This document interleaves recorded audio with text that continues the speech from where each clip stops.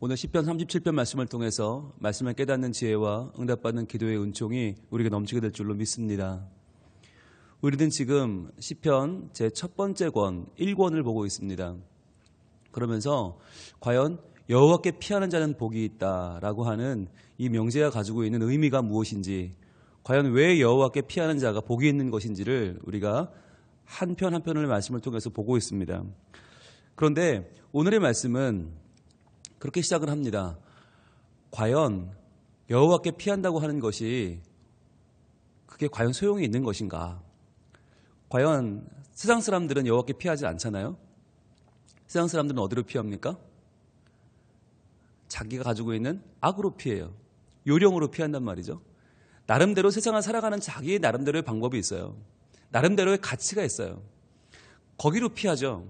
근데 우리는 그리로 가지 않고, 세상이 말하는 방법대로 가지 않고, 세상이 말하는 요령, 세상이 말하는 여러 가지 수수로 가지 않고 여호와께 피한다는 거죠. 그런데 과연 그게 이 세상을 살아갈 때 너무 순진해 보이고, 한편으로는 너무 대책 없어 보이고, 이렇게 살아도 되나? 라고 하는 생각이 들 때가 참 많다는 거예요. 그래서 성경에는 수많은 선지자들이 하나님께 정말 분통이 터져서 어찌할 수 없는 마음을 쏟아놓는 경우가 많이 있어요. 하나님, 세상에 하나님께 피하지 않는 사람들이 더 잘 되지 않습니까? 하나님, 세상 사람들 자기 나름대로의 악을 행하고 저렇게 남을 괴롭히고 짓밟고 올라가는 사람들이 더 잘 되고, 믿음으로 살려는 사람들은 점점 안 되고 다 실패하고 다 저렇게 원하는 건 하나도 되지 않는 것처럼 보이는 세상인데 어떻게 하시려고 그럽니까? 하나님, 과연 세상이 제대로 돌아가는 겁니까? 라고 하는 울분을 토하는 선지자들이 예레미야도 그랬고요, 하박국도 그랬고요. 하나님, 대체 세상이 어떻게 돌아가는 겁니까? 라고 하는 울분을 토하는 경우가 많았다고 하는 거죠. 근데 오늘 다윗도 마찬가지입니다. 다윗도 자기가 왕이지만 왕으로서 세상을 봐도 세상이 그렇게 정상적이지가 않다는 거예요. 너무너무 마음이 아프고 너무너무 이게 제대로 되지가 않아서 정말 이 부조리 가운데 가슴 아파하면서 하나님께 노래합니다. 그러나 하나님은 그 다윗의 마음 가운데에도 오늘 말씀하세요. 저는 오늘 이 다윗의 마음에 들려주시는 하나님의 음성이 오늘날 우리의 마음속에 들려주는 음성이라고 믿습니다.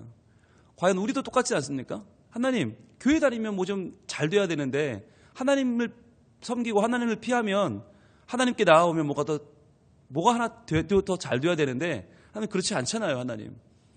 하나님 안 믿는 사람들이 더 잘 되는 것 같고, 믿는 사람들은 다 오히려 실패하고 빼앗기는 것 같고, 이거 어떻게 하면 좋습니까? 라고 하는 우리의 마음 가운데 하나님이 이렇게 응답을 하십니다. 먼저 1절입니다. 같이 읽겠습니다. 악을 행하는 자들 때문에 불평하지 말며 불의를 행하는 자들을 시기하지 말지어다. 이렇게 시작을 합니다. 악을 행하는 자들 누굽니까? 하나님이 없다고 말하는 자들이죠. 이제 우리가 그건 알아요. 성경에서 악인과 의인이 행실로 구별되는 것이 아니라는 건 알아요. 악인과 의인은 뭘로 구별됩니까? 태도로 구별이 되는데, 태도가 하나님이 없다, 내 맘대로 산다, 그게 악인이고요. 여호와께 피하는 자가 의인이죠. 그런데 하나님이 없다고 말하는 그 악인이 왜 우리에게 불평거리가 될까요? 그들이 잘 되니까요. 우리가 볼 때 그들이 더 잘 되고 더 잘 나가고 더 다 취하는 것 같아 보여요. 그래서 불평이 막 일어나고요.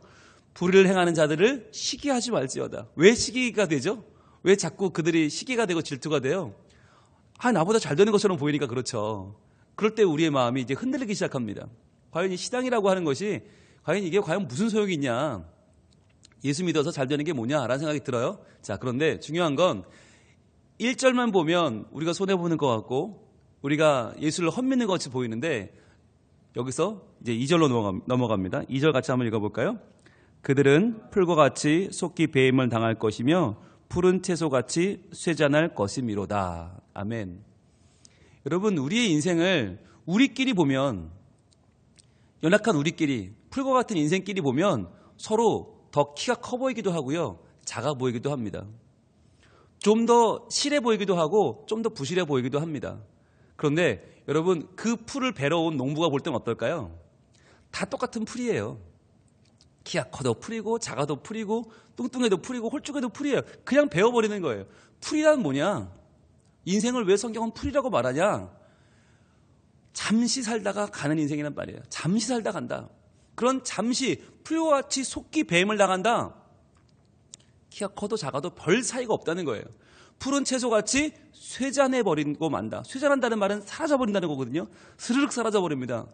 여러분 푸른 채소를 볼 때 굉장히 좀 탐스러워 보이고 좋아 보여요. 그런데 하루만 놔둬보세요. 이게 스르륵 녹아버리죠. 상하기 전에 그냥 녹아버려요. 풀이. 그것처럼 우리 인생이 그렇다는 거예요. 즉 우리의 인생을 지금 당장은 누가 더 확 나아 보이고 누가 더 확 못해 보이지만 그러나 그것이 영원이라고 하는 시점으로 보면 아무것도 아니라는 거예요.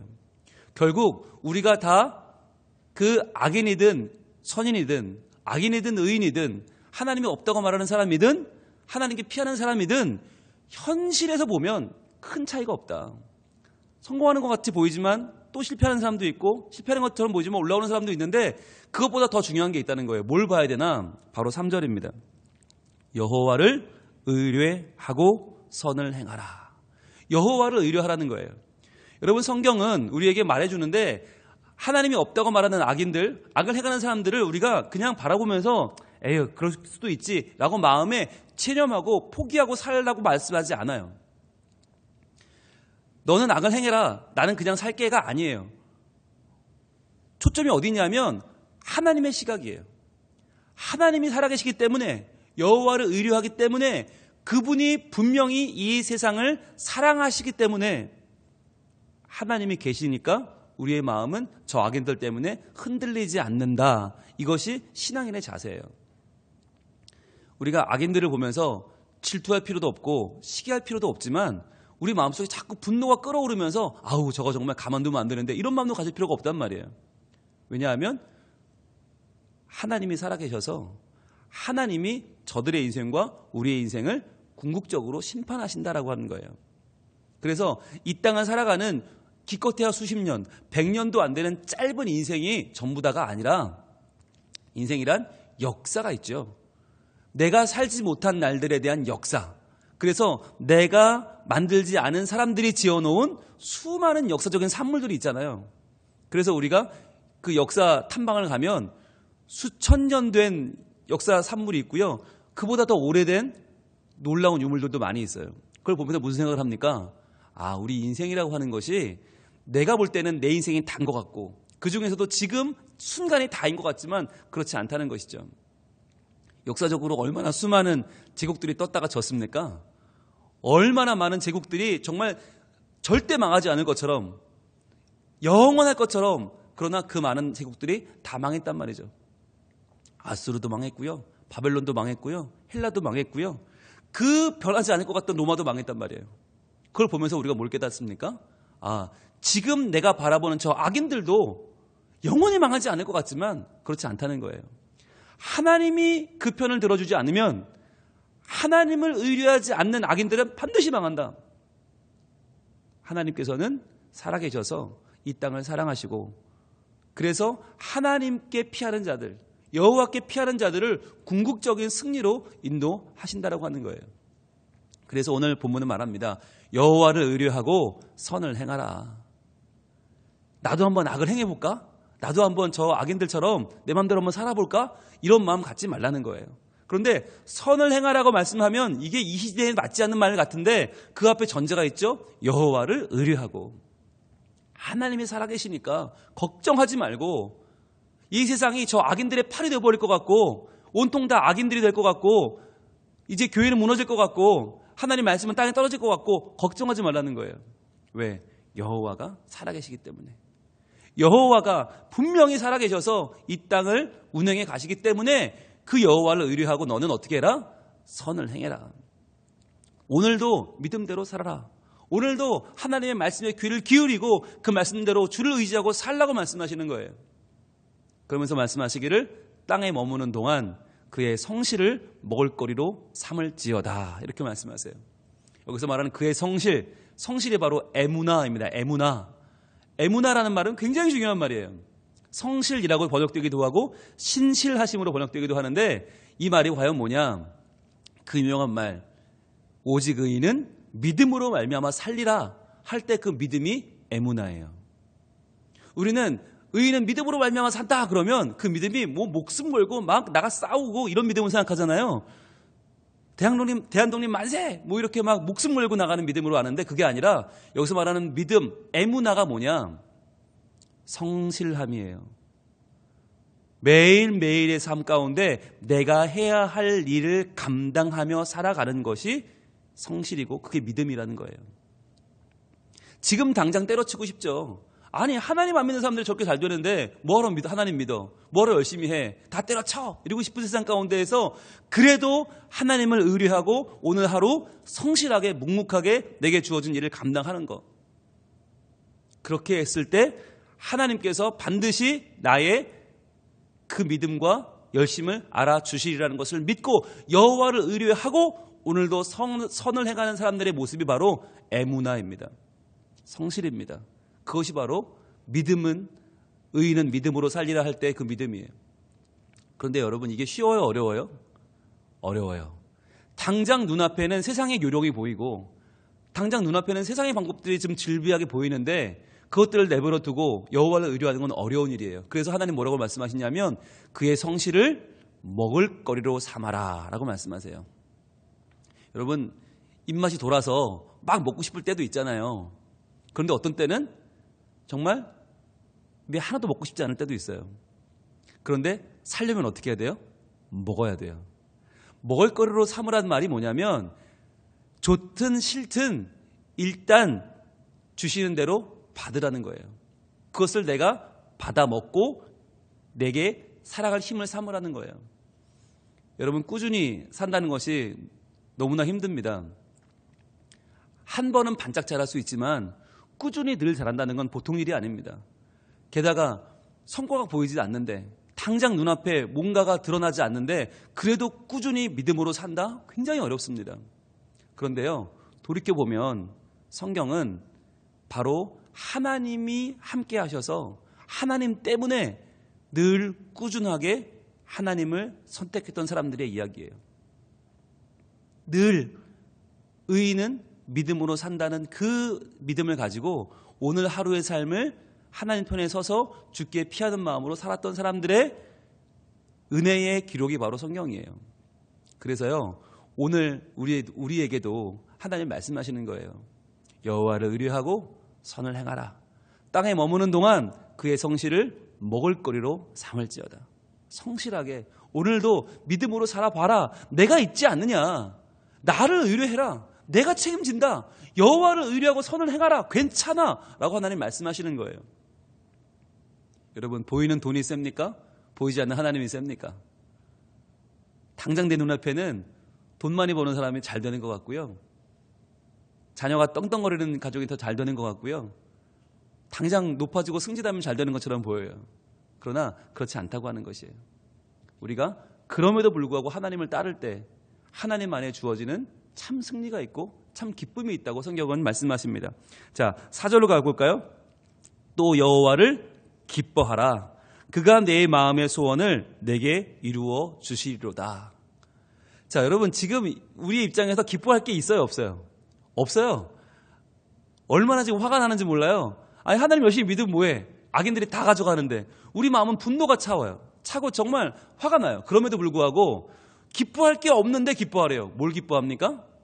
여호와를 기뻐하는 거예요. 이 세상에 있는 하나님이 주시는 그 어떤 것이 아니라 여호와 그분을 기뻐하는 거예요. 여러분 이게 예배예요. 이게 신앙의 내용이에요. 예배란 신앙의 내용이란 하나님이 주시는 뭔가를 기뻐하는 게 아니에요. 하나님이 주시는 어떤 잘 되는 거, 하나님이 주시는 어떤 내가 받을 만한 건덕지가 있는 걸 기뻐하는 게 아니라 아무것도 없어도 그분 자신을 기뻐하는 거, 여호와를 기뻐하는 거. 그게 예배고 그게 신앙이에요. 그런데 우리가 다른 어떤 것이 아니라 여호와를 기뻐할 때 어떤 일이 벌어집니까? 그가 내 마음의 소원을 내게 이루어 주시리로다. 이게 약속이에요. 여러분 저는요 이 약속을 정말 간절히 체험하며 살았어요. 여러분 우리는요 내 마음의 소원을 알까요? 모를까요? 몰라요. 우리는요 이 세상에 살다 보면 자꾸 눈이 약해서 속아요. 세상에서 말하는 유익이 단 줄 알고요. 세상에서 말하는 승리가 다 승리인 줄 알고 성공이 성공인 줄 알고 속아요. 내 마음의 진짜 소원이 뭔지도 모르고 살아요. 그런데 우리가 여호와를 기뻐할 때, 여호와를 온전히 예배할 때 하나님은 내 마음의 소원이 뭐였는지, 나도 잊고 살던 진짜 내 소원을 기억나게 해주세요. 그리고 그것을 깨닫게 해주시고 그것을 이루어 주세요. 그런 분이 하나님이세요. 지금 당장은 내 생각대로 되는 게 그게 내 소원인 것 같지만 아니요. 그건 지금 내 잠깐의 바람일 뿐이고요. 진짜 내 소원이 아니에요. 지금 당장 나는 단 거 먹고 입에 단 거 맛있어 보이는 거 그거 먹는 게 내 소원 같잖아요. 그런데 그게 내 몸이 정말 원하는 소원인가요? 아니죠. 정말 내 몸이 원하는 소원은 내가 건강해지는 것이죠. 내 몸에 영양소를 잘 채우는 것이죠. 나도 모르던 그 소원을 하나님이 이루어 주신다. 지금 당장 나는 성공하는 거, 당장 한번 승리하는 게 다인 것 같지만 내 바람은 전투에서의 승리지만 하나님의 소원은 전쟁을 이기는 거예요. 지금 당장 일보 후퇴가 결국에 가서 더 큰 승리를 이루는 것이 하나님의 계획이란 말이죠. 그러니까 우리가 여호와를 기뻐할 때 하나님은 내 마음의 소원, 나도 잊어버리던 그 소원을 이루어 주신다. 자, 그러면서 이렇게 말합니다. 5절입니다. 내 길을 여호와께 맡기라. 자, 이쯤 되었으면 내 길을 네가 고집할 이유가 없다는 거죠. 세상적인 방법으로 한번 확 바꿔볼까? 한번 내가 하나님 없이 한번 뛰어볼까? 이런 마음 내려놓고 내 길을 여호와께 맡기라. 맡기라. 그를 의지하면 그가 이루시고. 저는 이 말씀 참 좋아요. 여러분, 그를 의지하면 그가 이루시고. 이 말은 뭐예요? 하나님은 굉장히 우리에게 허용적인 분이세요. 하나님은 우리의 의지를 굉장히 인정해 주는 분이세요. 그래서요, 우리가 안 맡기잖아요? 의지하지 않잖아요? 하나님은 나서지 않아요. 뭐 굳이 하나님이 억지로 나서서 야, 니를 내놔봐, 내가 네 삶을 바꿔줄게 이러지 않으세요. 그냥 가만히 보고 계세요. 그래? 네가 할 수 있어? 한번 해봐. 우리가 길을 여호와께 맡기지 않고 그를 의지하지 않으면, 그를 의지하면 그가 이루시고란 말은 뭐예요? 의지하지 않으면 그는 안 하시고예요. 맡겨보는 거예요. 그래, 네가 할 수 있어, 한번 해봐. 그런데 우리가 할 수 없다는 걸 깨닫는 순간, 해도 안 되는 순간 어떻게 해요? 우린 다시 한번 천부의 의지 없어서 주밖에 없습니다. 그러고 나오죠. 그러면서 내 길을 여호와께 맡길 때 하나님은 그때에 다시 한번 우리의 삶을 받아주시고 그를 의지하면 그가 이루어 주신다.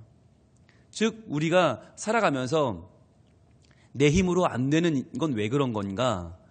나를 의지하는 것이 내 인생의 비결이 아니기 때문이에요. 혹시나 내가 해서 안 됐다, 그것은 뭐냐? 다시 한번 하나님을 의지하라라고 하는 하나님의 말씀인 거예요. 의지했는데요? 그 마음 가운데 정말 하나님을 기뻐하는 마음이 있는가? 정말 이 세상 사람들이 거두는 승리를 부러워하지 않고 정말 하나님 안에서 성실로 먹을 거를 사오면서 내가 끝까지 인내하면서 하나님 편에 섰는가라고 하는 것을 지금 묻고 있는 거예요. 그래서 그렇게 살아갈 때에 이루어지는 궁극적인 승리. 자, 한 번의 실패가 아니라 궁극적인 승리를 이렇게 말씀합니다. 6절입니다. 같이 읽겠습니다. 시작. 내 의를 빛같이 나타내시며 내 공의를 정오의 빛같이 하시리로다. 아멘. 여기서 말하는 의가 뭐예요? 여호와께 피하는 것이죠. 여호와께 피하는 그 믿음, 그 의를 어떻게 하시나 하나님은 그냥 두는 게 아니라 빛같이 나타내신다는 거예요. 즉, 보여주신다. 봐라, 세상에 많은 사람들에게 빛처럼 보여주신다는 거예요. 봐라, 내 자녀가 이렇게 나를 의지하며 산다. 그는 의로운 사람이다 라고 하는 것을 빛같이 나타내 보여주신다. 어떻게 해요? 내 공의를 정오의 빛같이 하시리로다. 우리가 하나님을 따르는 사람이라고 하는, 하나님 때문에 지금 산다고 하는 이 믿음과 공의를 하나님은 그냥 어슴한 빛, 그냥 다 죽어가는 빛이 아니라 정오의 빛, 낮 12시에 쨍쨍한 빛, 누구도 부인할 수 없는 빛, 누구도 아니라고 할 수 없는 그 선명한 빛으로 세상 가운데에 보여주겠다라고 말씀하시는 거예요. 그것이 하나님이 우리에게 주시는 궁극적인 약속입니다. 여러분, 하나님께 피하는 것 어리석어 보이죠? 세상에 빨리 다니며 줄대야 될 것 같죠? 빨리 돈 의지하고 힘 의지해야 될 것 같죠? 그런데요, 그건 잠깐 반짝하다가 말아요. 그런데 진짜 우리의 의가 빛같이 나타내지고 우리의 공의가 정오의 빛처럼 쨍쨍하게 세상 가운데 보여지는 그 방법이 뭐냐? 결국 하나님을 의지하는 것이다 라고 하는 것이에요.